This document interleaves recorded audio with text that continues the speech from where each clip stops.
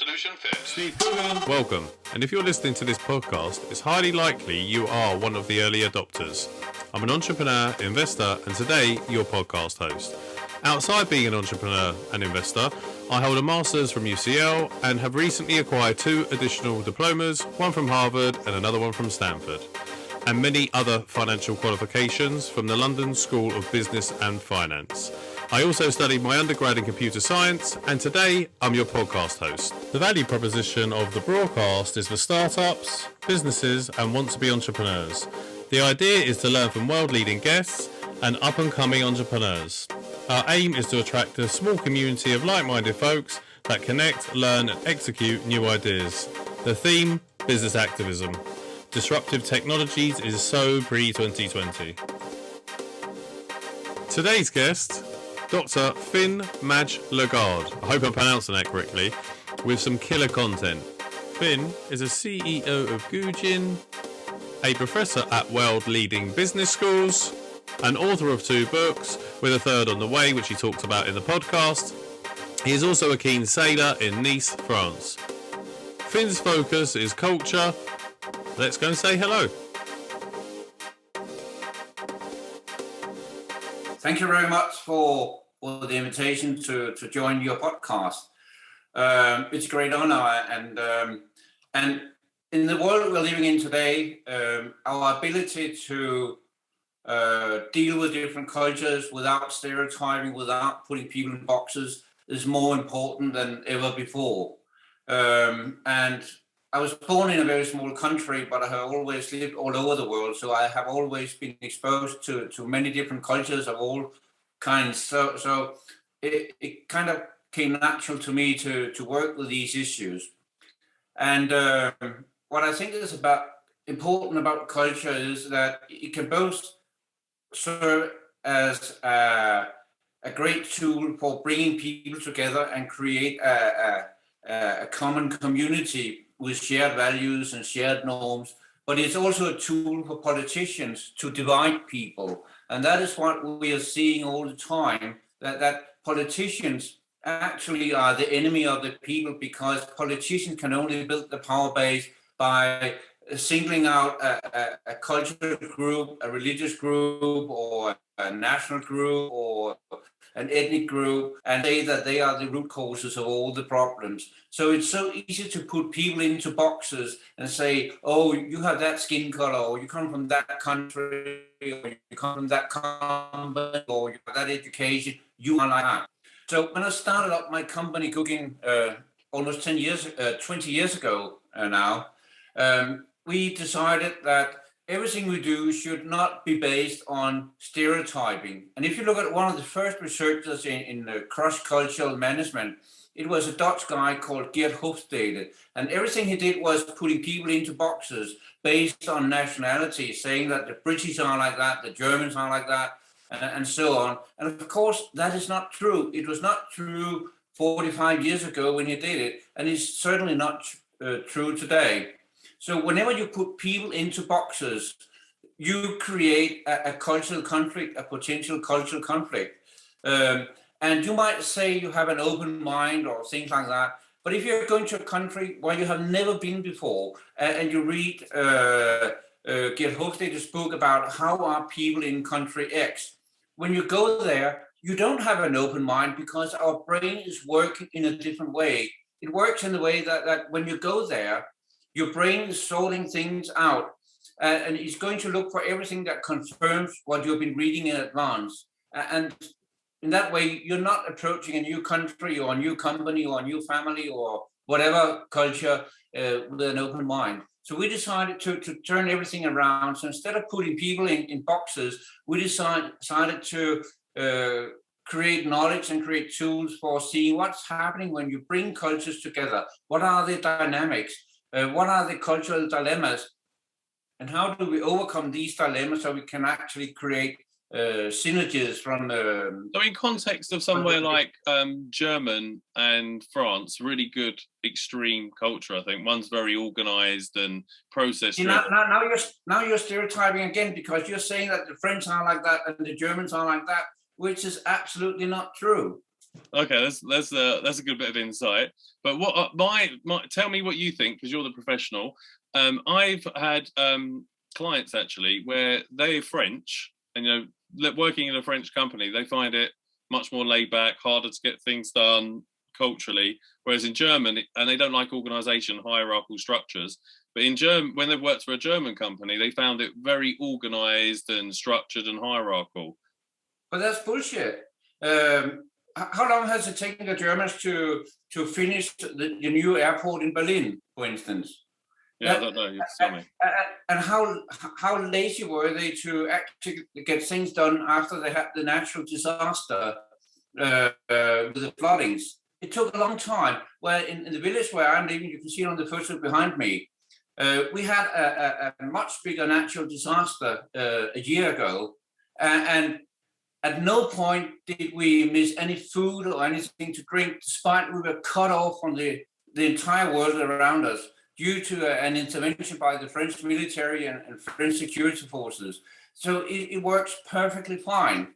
And a lot of things in France are working extremely well. We have the best healthcare system in the world, much better than they have in Germany. Yeah. And so you cannot stereotype. Where are these stereotypes coming from? And then how do you, knowing what you know, utilize the benefit of each, or add the value of each cultural benefit? And so how do you think they come about? You mean the stereotypes? Yeah, the stereotypes, and then so there's the stereotype, cognitive stereotype, and then there's the action. The stereotypes are created all the time. They're created because one of the functions of a culture is to create a belongingness inside the cultural group that you're in, whether it's a company or a family or a country or a religion or whatever, any culture. Each of us is a member of between 10 to 30 different cultural groups, where the national culture is only one of them. And all studies show, especially among the younger population, that the national culture is close to irrelevant in many countries. So that the belonging to other cultural groups is much more important. Sorry? What? So it's like regional. So there's like regional cultures. It's not necessarily a geographical culture at all. It can be a professional culture. It can be an educational culture. It can be a spiritual culture, which is on the rise in many parts of the world right now. So the cultural belongingness is not necessarily based on geography. It can be based on a lot of other things. For instance, one of the things we know is that in most countries, people who are living in the big cities, they have more in common. Let's say a person living in London probably has a lot more in common with a person living in New York or Paris or Hong Kong or Sao Paulo than he or she has with a farmer in outside in the countryside in London. And that farmer probably has a lot more in common with a farmer living in the United States or Australia or somewhere else. So based on the nationality, putting people in boxes based on that is totally ridiculous, and is actually harming our way of working together. But these stereotypes, they exist, and they are kept alive because another function of a generic function of a culture, any culture, is to define who we are not. So whenever we are in a group which has a culture, all groups have a culture, it's so important for us to define how are we different from other similar groups. So if you are in a company with a company culture, it's so important for the storytelling inside the company to tell how are we different from our competitors, or we are more focused on quality, we are cheaper, we are more innovative. So we very much define ourselves both as individual and as groups by who we are not. So how that's sort of the problem then. So how, solution wise, if you were to go into a company with your case studies and say, because I know you've done a lot of work in hedge funds, what would you be called in for as the problem, and then how would you use that knowledge to develop the solution and then implement it? Well, let's assume they have a problem. A lot of companies don't have a problem, but a lot of companies have problems because their culture is not matching the strategy that they have. For instance, if they have a strategy about that they want to have the best customer service of everyone in the industry, and when you look at the culture, which you look at what dictates people's behavior, what they are behaving upon, and if they're behaving upon that they just want to make as much money as possible, and they don't care about customer service, then you have a mismatch between the strategy and what's actually happening. So we have to look at how do you change the reward system? How do you change the motivation systems? How do you change that and increase the level of authenticity so that the managers are actually doing what they're saying? That's one of the biggest problems in most companies. That when you look at the corporate websites, there's all this bullshit there about how good they are, how great they are, all the values they have. All the words, when you look at how they're actually behaving, when you look at how they're actually behaving, in many places, there's quite a big difference between the corporate bullshit on the website and what's actually happening in the company. So one of the first things that we are doing when we are working with a company is to make it very clear to them that what you are promoting on your website is very different from what you're actually doing. Not only does it frustrate the customers because they think that the company will behave in a certain way, it also frustrates new employees because they think, oh, I'm going to join a company that is sustainable or have focus on customer service. Oh, everything I like. And when you get inside the company, you experience a completely different reality. So these things need to be aligned.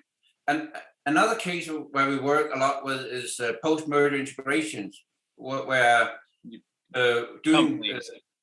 companies doing the cultural integration of the two companies. How can you synergize from the different cultures that you have?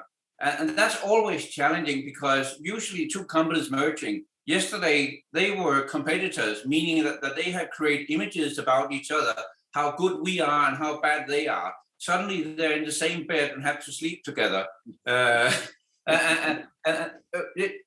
Obviously that causes a lot of troubles because suddenly you need to tell a different story. They weren't that bad. They weren't that bad after all. We actually they weren't that bad. No, so one of the things we do there is we do a cultural due diligence process where we find out what is the cultural DNA of the two companies, where are the potential synergies, where are the potential conflicts. For instance, how you solve problems is one thing that usually causes a lot of work for us to deal with. If you have a company A where they solve problems if you have an employee who has a problem and he or she, oh, I don't know what to do with this, I send it up to my boss. Company B, oh, I have a problem. Hey guys, come and help me. I have a problem here. I need you to help me sort it out. Well, when these two problem-solving paradigms, which also is embedded in the culture, they collide, then you will have a conflict. And that crisis management usually happens when companies are merging with another company or they're going through a major strategic change and they think that, oh, we can do that. We are world champions in everything. And then they find out that they're not world champions in everything. And customers started to leave, and employees starts to leave, and suddenly when it's got really bad, they come to us and we can help them out. New culture. How culture can affect a startup, because you're more done M&A, buyouts, that type of thing. Maybe talk about how a startup or a startup community, and also how exciting it can be because you're at the beginning of the process. So you start about how people should start thinking when they're building their company. Yeah, very good question, actually. Yeah. One of the types of companies I have worked a lot with is startup companies, because most people think that corporate culture is only something that applies to large corporations. But it's even more important when you're starting up a company. And the reason why it is important is that, especially in the tech world, people who start up companies, they are usually very much alike. They usually have studied together and they are all having the same educational background. They're usually the same age group and they are usually the same gender. So they can very easily agree on where they're going, and they share their mindset and they're full of energy. But the problem is that when you're starting up a company, you need so many different resources. You need someone who can play the devil's advocate. You need someone who can play a different role and look at the world at a different way. For instance, when they're creating, let's say it's an IT startup, and they create a solution for something, they're all very excited about it because wow, we created this. They need someone in the group and in the culture, in the company, who can look critical at it and say, well, I think this, or I think that.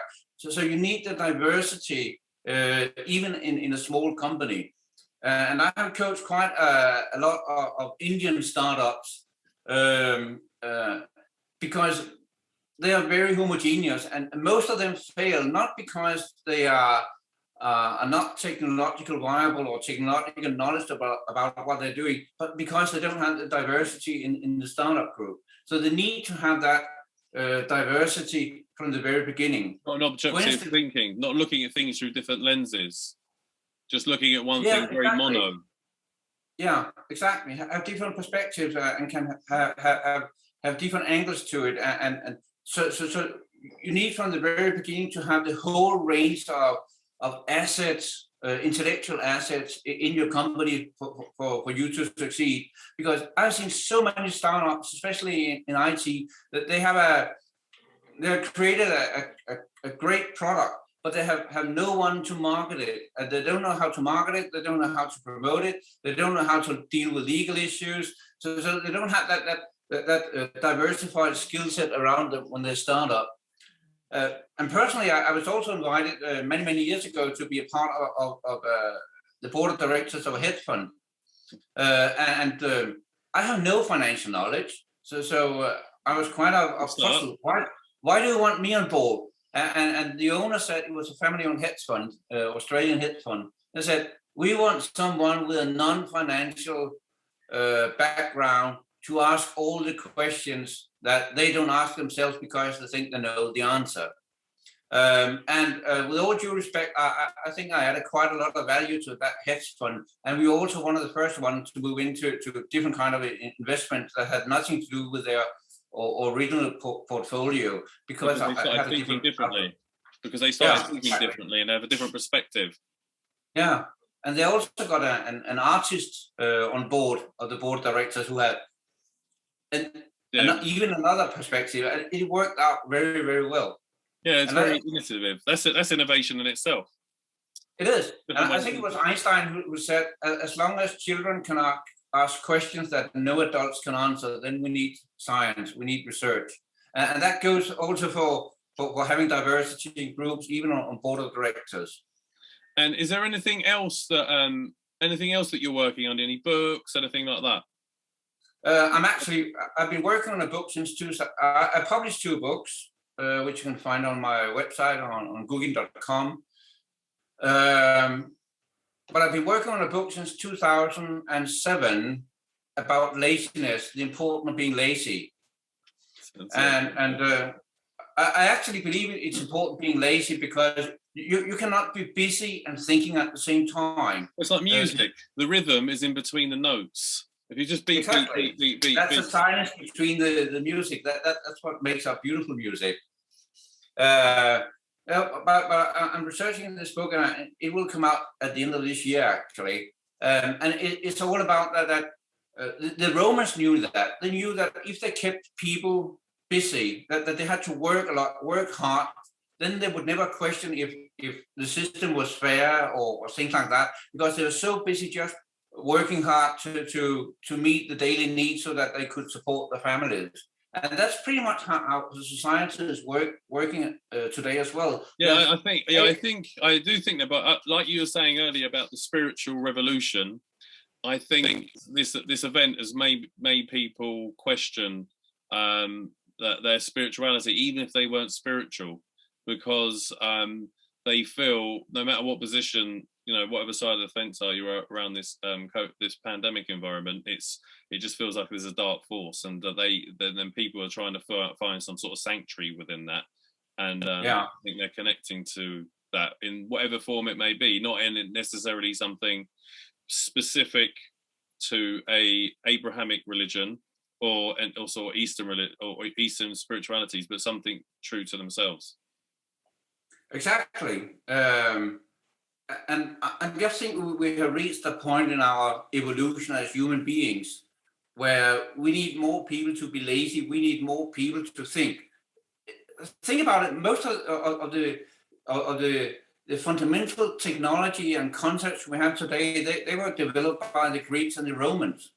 And the reason why that is because they had time to think. They had other people to work for them. They had time to think. They had time to reflect. Whereas today we're so busy running after other people's agendas, and people on social media who are there, that they are so busy being acknowledged, getting likes and things like that. So we forget to think. We forget to find out, am I actually doing the right thing? We let other people, possibly very few people, set the agenda for us, what we should do and not do. And we need to change that. That's why we need to become more lazy. Yeah, we'll get into contact with nature, go for country walks, to look at the trees. That's why I live here. That's why I live here in the high mountains, and I never take my cell phone with me. I don't even have a smartphone anymore. I don't have a Facebook profile, and when I go out in the mountains, I don't bring my phone. It wouldn't help anyway because there's no signal, because we're living in one of Europe's largest national parks.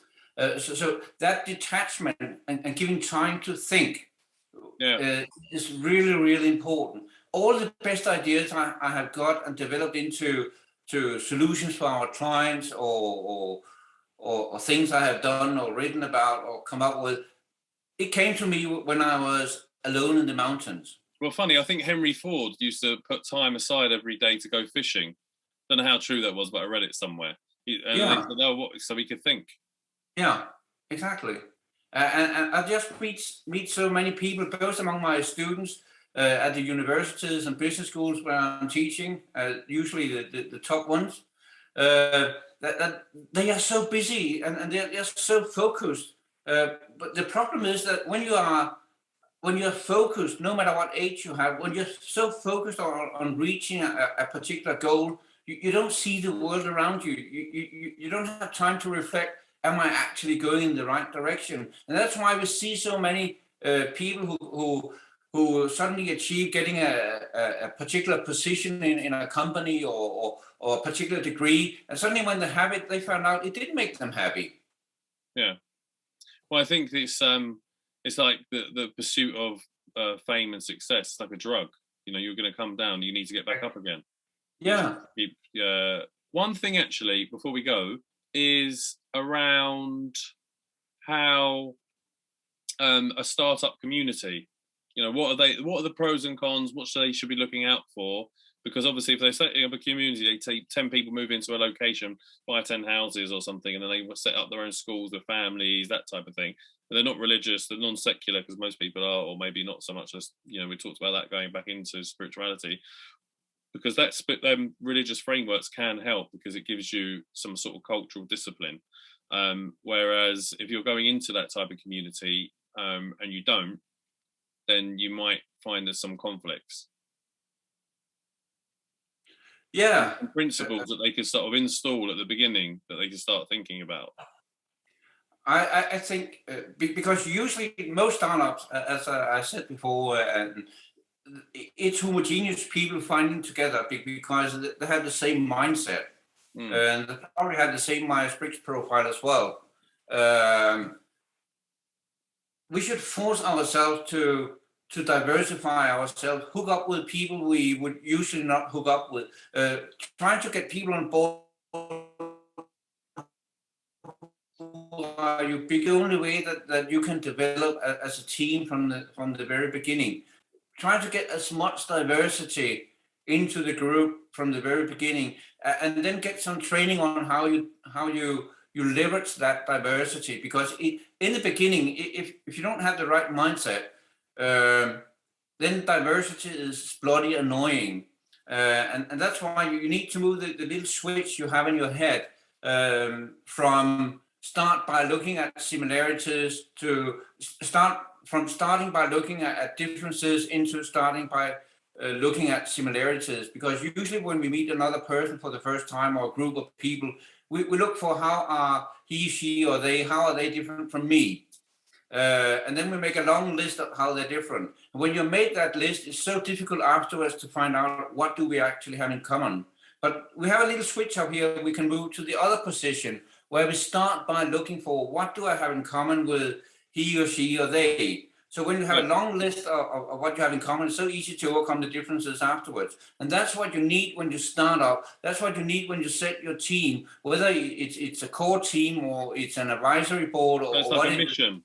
So the first thing is you set your mission statement. If it's a company, a community, or it's like, so if it's a community at the moment, if go back to that case that I sort of made up, you would say that our mission is civil liberties and getting in touch with nature, something like that. And something like that.